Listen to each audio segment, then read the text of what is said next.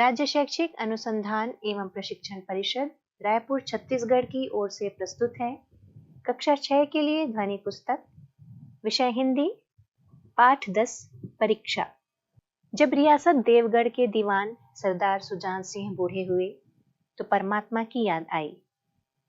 जाकर महाराज से विनय की कि दीन बंधु, दास ने श्रीमान की सेवा 40 साल तक की, अब मेरी अवस्था भी ढल गई, राजकाज संभालने की शक्ति नहीं रही। कहीं भूल चूक हो जाए तो बुढ़ापे में दाग लगे, सारी जिंदगी की नेकनामी मिट्टी में मिल जाए। राजा साहब अपने अनुभवशील नीति कुशल दीवान का बड़ा आदर करते थे। बहुत समझाया, लेकिन जब दीवान साहब ने ना माना तो हार कर उनकी प्रार्थना स्वीकार कर ली, पर शर्त यह लगा दी कि रियासत के लिए नया दीवान आप ही को खोजना पड़ेगा। दूसरे दिन देश के प्रसिद्ध पत्रों में यह विज्ञापन निकला कि देवगढ़ के लिए एक सुयोग्य दीवान की जरूरत है। जो सज्जन अपने को इस पद के योग्य समझें, वे वर्तमान सरकार सुजान सिंह की सेवा में उपस्थित हों। यह जरूरी नहीं कि वे ग्रेजुएट हों, मगर हष्ट-पुष्ट होना आवश्यक है। मंदाग्नि के मरीज को यहां तक कष्ट उठाने की कोई जरूरत नहीं। 1 महीने तक उम्मीदवारों के रहन सहन, आचार विचार की देखभाल की जाएगी। विद्या का कम परंतु कर्तव्य का अधिक विचार किया जाएगा। जो महाशय इस परीक्षा में पूरे उतरेंगे, वे इस उच्च पद पर सुशोभित होंगे। इस विज्ञापन ने सारे मुल्क में तहलका मचा दिया। ऐसा ऊंचा पद और किसी प्रकार की कैद नहीं, केवल नसीब का खेल है। सैकड़ों आदमी अपना अपना भाग्य परखने के लिए चल खड़े हुए। देवगढ़ में नए नए और रंग बिरंगे मनुष्य दिखाई देने लगे। प्रत्येक रेलगाड़ी से उम्मीदवारों का एक मेला सा उतरता। कोई पंजाब से चला आता था, कोई मद्रास से, कोई नए फैशन का प्रेमी, कोई पुरानी सादगी पर मिटा हुआ। रंगीन इमामे, चोगे और नाना प्रकार के अंगरखे और कंटोप देवगढ़ में अपनी सज धज दिखाने लगे। लेकिन सबसे विशेष संख्या ग्रेजुएटों की थी, क्योंकि सनद की कैद न होने पर भी सनद से पर्दा तो ढका रहता है। सरदार सुजान सिंह ने इन महानुभावों के आदर सत्कार का बड़ा अच्छा प्रबंध कर दिया था। हर एक मनुष्य अपने जीवन को अपनी बुद्धि के अनुसार अच्छे रूप में दिखाने की कोशिश करता था। मिस्टर अ 9 बजे दिन तक सोया करते थे। आजकल वे बगीचे में टहलते हुए उषा का दर्शन करते थे। मिस्टर द, स और ज से तो उनके घरों पर नौकरों की नाक में दम था, लेकिन ये सज्जन आजकल आप और जनाब के बगैर नौकरों से बातचीत नहीं करते थे। मिस्टर ल को किताब से घृणा थी, परंतु आजकल वे बड़े बड़े ग्रंथ देखने पढ़ने में डूबे रहते थे। जिससे बात कीजिए वह नम्रता और सदाचार का देवता बना मालूम होता था। लोग समझते थे कि 1 महीने का झंझट है, किसी तरह काट लें, कहीं कार्य सिद्ध हो गया तो कौन पूछता है। लेकिन मनुष्यों का वह बूढ़ा जौहरी आड़ में बैठा हुआ देख रहा था कि इन बगुलों में हंस कहाँ छिपा हुआ है। एक दिन नए फैशन वालों को सूझी कि आपस में हॉकी का खेल हो जाए। यह प्रस्ताव हॉकी के मंजे हुए खिलाड़ियों ने पेश किया। यह भी तो आखिर एक विद्या है, इसे क्यों छिपा रखें। संभव है कुछ हाथों की सफाई ही काम कर जाए। चलिए, तय हो गया।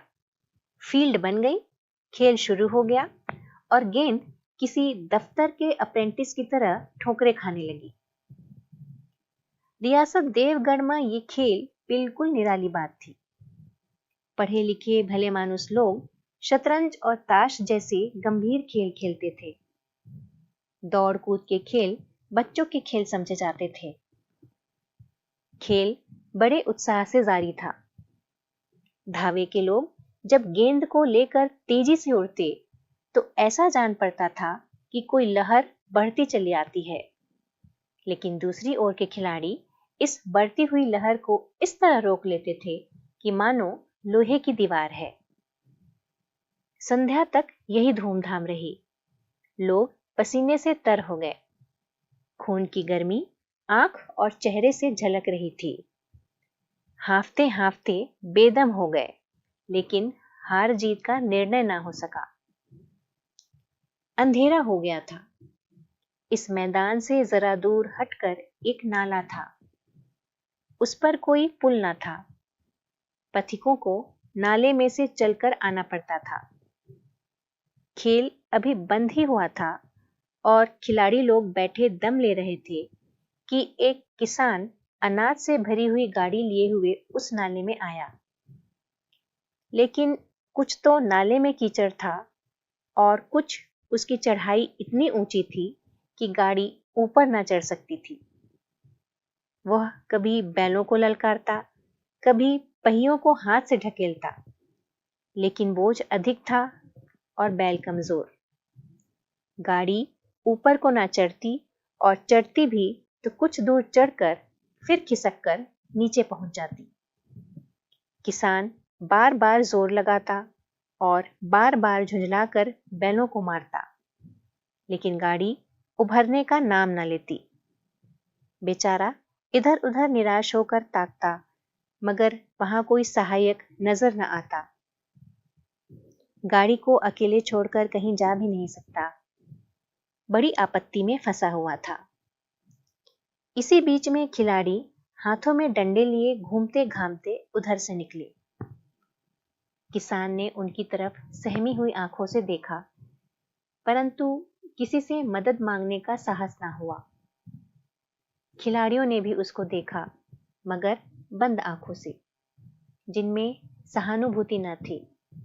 उनमें स्वार्थ था, मद था, मगर उदारता और वात्सल्य का नाम भी न था। लेकिन उसी समूह में एक ऐसा मनुष्य था जिसके हृदय में दया थी और साहस था। आज हॉकी खेलते हुए उसके पैरों में चोट लग गई थी। लंगड़ाता हुआ धीरे धीरे चला आता था। अकस्मात उसकी निगाह गाड़ी पर पड़ी। ठिठक गया।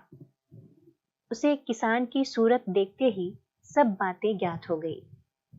डंडा एक किनारे रख दिया, कोट उतार डाला और किसान के पास जाकर बोला, मैं तुम्हारी गाड़ी निकाल दूं? किसान ने देखा एक गठे हुए बदन का लंबा आदमी सामने खड़ा है। झुककर बोला, हुजूर, मैं आपसे कैसे कहूं? युवक ने कहा, मालूम होता है तुम यहां बड़ी देर से फंसे हो। अच्छा, तुम गाड़ी पर जाकर बैलों को साधो, मैं पहियों को ढकेलता हूं, अभी गाड़ी ऊपर चढ़ जाती है। किसान गाड़ी पर जा बैठा। युवक ने पहिए को जोर लगाकर उकसाया। कीचड़ बहुत ज्यादा था। वह घुटने तक जमीन में गड़ गया, लेकिन हिम्मत न हारी। उसने फिर जोर किया। उधर किसान ने बैलों को ललकारा। बैलों को सहारा मिला, हिम्मत बन गई। उन्होंने कंधे झुकाकर एक बार जोर किया तो गाड़ी नाले के ऊपर थी। किसान युवक के सामने हाथ जोड़कर खड़ा हो गया। बोला, महाराज, आपने आज मुझे उबार लिया, नहीं तो सारी रात मुझे यहां बैठना पड़ता। युवक ने हंसकर कहा, अब मुझे कुछ इनाम देते हो? किसान ने गंभीर भाव से कहा, नारायण चाहेंगे तो दीवानी आपको ही मिलेगी। युवक ने किसान की तरफ गौर से देखा। उसके मन में एक संदेह हुआ, क्या यह सुजान सिंह तो नहीं है? आवाज मिलती है, चेहरा मोहरा भी वही। किसान ने भी उसकी ओर तीव्र दृष्टि से देखा। शायद उसके दिल के संदेह को भांप गया। मुस्कुराकर बोला, गहरे पानी में बैठने से ही मोती मिलता है। निदान महीना पूरा हुआ। चुनाव का दिन आ पहुंचा। उम्मीदवार लोग प्रातःकाल ही से अपनी किस्मतों का फैसला सुनने के लिए उत्सुक थे। दिन काटना पहाड़ हो गया। प्रत्येक के चेहरे पर आशा और निराशा के रंग आते थे। नहीं मालूम आज किसके नसीब जागेंगे, ना जाने किस पर लक्ष्मी की कृपा दृष्टि होगी। संध्या समय राजा साहब का दरबार सजाया गया। शहर के रईस और धनाढ्य लोग, राज्य के कर्मचारी और दरबारी तथा दीवानी के उम्मीदवारों का समूह सब रंग बिरंगी सज धज बनाए दरबार में आ विराजे। उम्मीदवारों के कलेजे धड़क रहे थे। जब सरदार सुजान सिंह ने खड़े होकर कहा, मेरे दीवानी के उम्मीदवार महाशयों, मैंने आप लोगों को जो कष्ट दिया है उसके लिए मुझे क्षमा कीजिए। इस पद के लिए ऐसे पुरुष की आवश्यकता थी जिसके हृदय में दया हो और साथ साथ आत्मबल। हृदय वह जो उदार हो, आत्मबल वह जो आपत्ति का वीरता के साथ सामना करे। और इस रियासत के सौभाग्य से हमें ऐसा पुरुष मिल गया। ऐसे गुण वाले संसार में कम हैं, और जो हैं वे कीर्ति और मान के शिखर पर बैठे हुए हैं। उन तक हमारी पहुंच नहीं। मैं रियासत के पंडित जानकी नाथ शाह को दीवानी पाने पर बधाई देता हूं। रियासत के कर्मचारियों और रईसों ने जानकी नाथ की तरफ देखा। उम्मीदवार दल की आंखें उधर उठी, मगर उन आंखों में सत्कार था, इन आंखों में ईर्ष्या। सरदार साहब ने फिर फरमाया, आप लोगों को यह स्वीकार करने में कोई आपत्ति न होगी कि जो पुरुष स्वयं जख्मी होकर भी एक गरीब किसान की भरी हुई गाड़ी को दलदल से निकालकर नाले के ऊपर चढ़ा दे, उसके हृदय में साहस, आत्मबल और उदारता का वास है। ऐसा आदमी गरीबों को कभी ना सतावेगा। उसका संकल्प दृढ़ है जो उसके चित्त को स्थिर रखेगा। वह चाहे धोखा खा जाए, परंतु दया और धर्म से कभी ना हटेगा। प्रेमचंद। आइए अब लेखक का परिचय जानते हैं। हिंदी के एक महान लेखक और कथा सम्राट के नाम से प्रसिद्ध प्रेमचंद का वास्तविक नाम धनपत राय था। उन्होंने समाज सुधार और राष्ट्रीय भावना से ओतप्रोत कई कहानियां और उपन्यास लिखे। उनकी अनेक कहानियां जैसे ईदगाह, बड़े भाई साहब, गुल्ली डंडा, दो बैलों की कथा आदि बड़ों और बच्चों के बीच बहुत पढ़ी और सराहे गए हैं।